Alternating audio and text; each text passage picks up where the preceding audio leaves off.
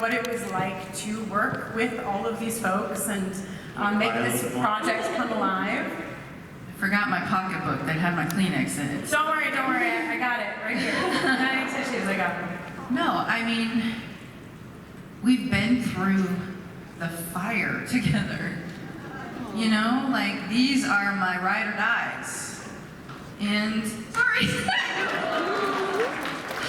To be able to, like, come back and play in this world, thank you, this Slayer's Audible world with this crew of humans, like, what a gift.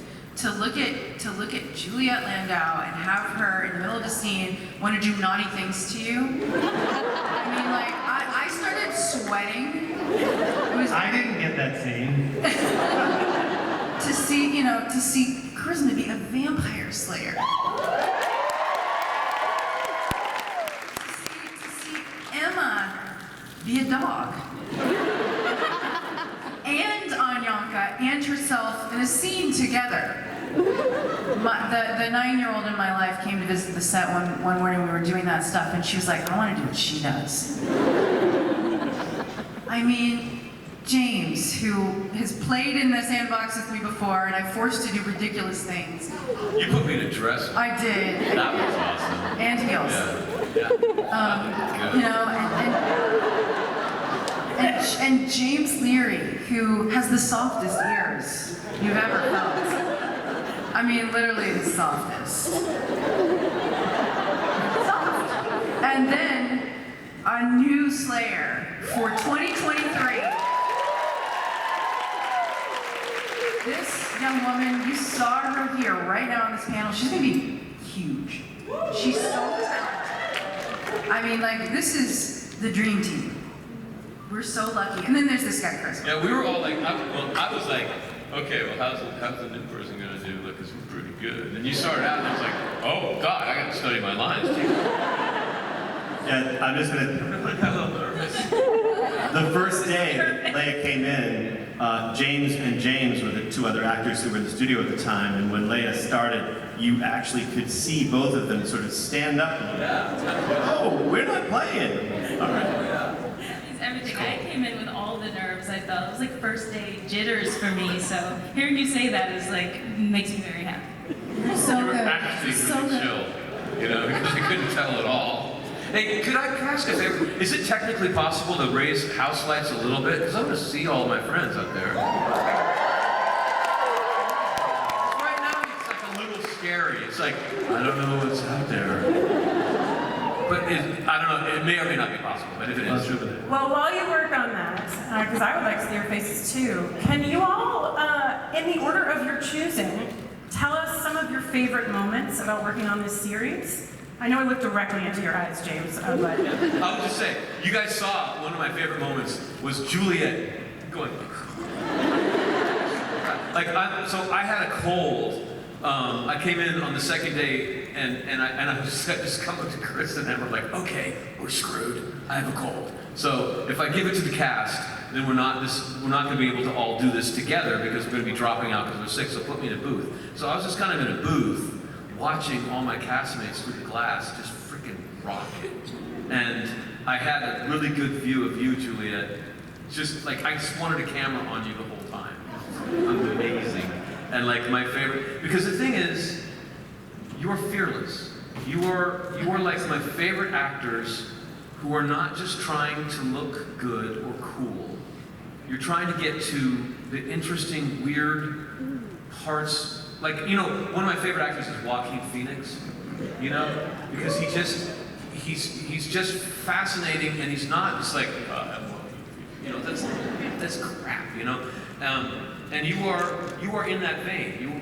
You are looking for the surprising, the unsettling, the cool stuff. Oh, that's better. Sure they are. I just remember just wanting to be cool.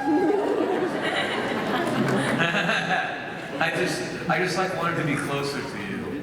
But then we found each other anyway. There was like, just because we're finding each other through the headphones, you know. And it was great because we did get to see one another, even though it was through glass. But we do have an incredible acting chemistry, and that just really picked right back up in terms of Spike and Drew. Yeah, there's this one scene where you're like trying to tempt me over to your side, and I could start to hear your voice crack, and it just brought me there, and then my voice kind of cracked. And it's the weirdest thing about acting, like this one moment, I just say the word Drew, but there is a whole history. There is years of acting together. 200 years. 200 years. And it's all there, and I didn't have to work at it. I didn't have to plan it. It's just, everything do that to me. Look at all the people. Go ahead, Ted.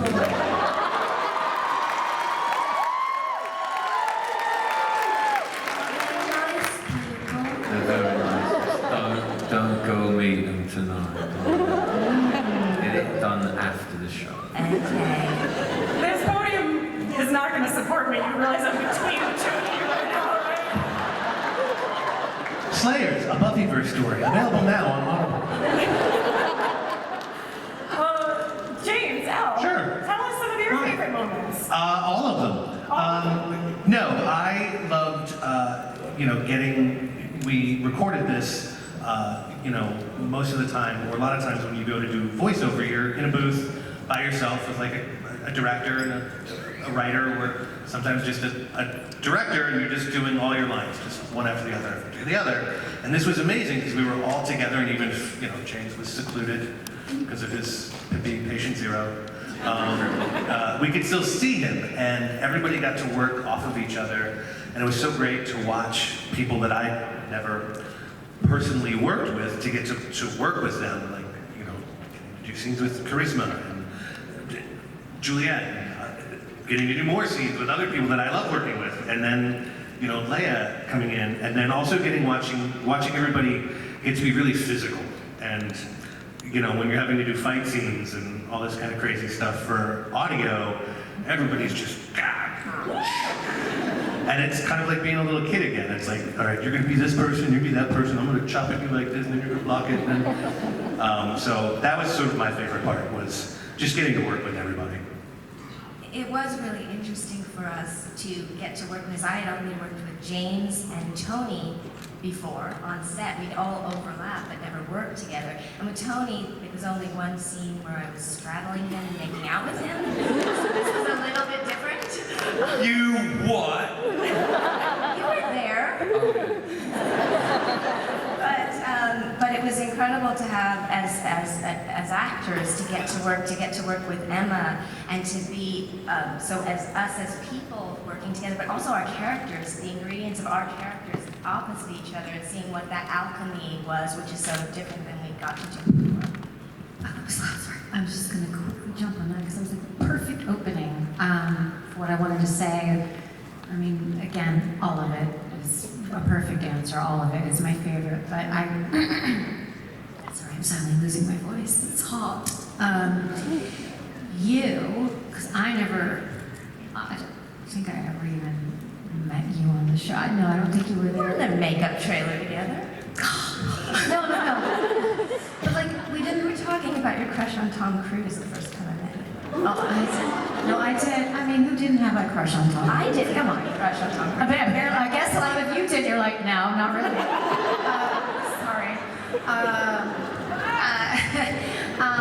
But we never got to work together at all. So, and she was right next to me, and I would literally would get completely immersed in what you were doing. It was magnetic, and I told you this. I'm pretty sure I told you to your face, and maybe I didn't, but I know I told somebody, but it was like, I would put you with Meryl Streep, pound for pound. I was literally thinking that, I'm like, you're as good as Meryl Streep right now, and Meryl Streep is my all-time.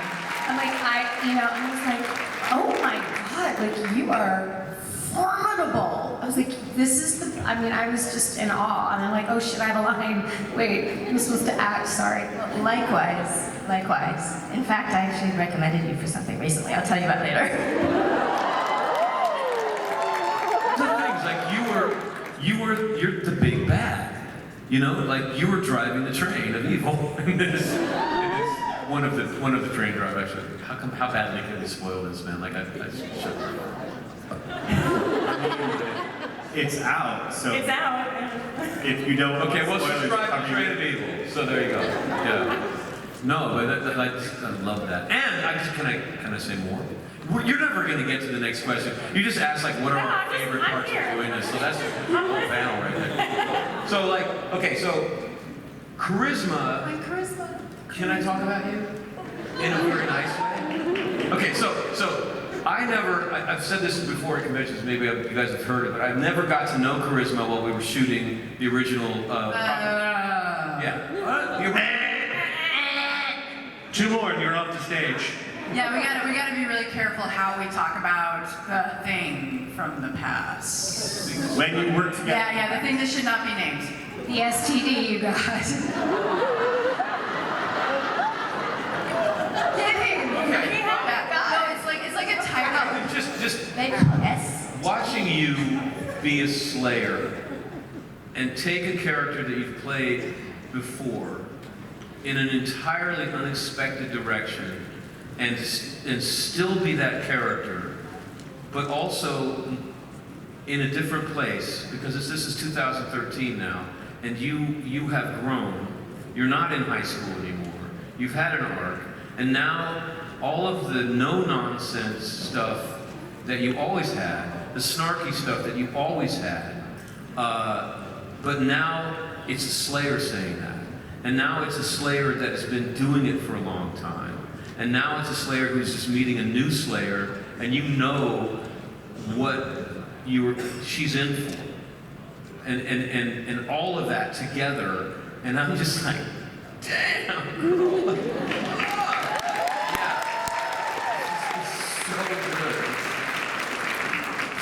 Sorry, James. I just didn't want to get us in trouble with. Did I pull up and on? Yeah, no, you were perfect. Charisma, I know that everyone wants to hear from you, and if it's all right, I think that, James, you really pulled the sound cue up for us. Let's just hear some of what Cordelia Chase is in this universe. Can we hear that clip? Maybe. Maybe not.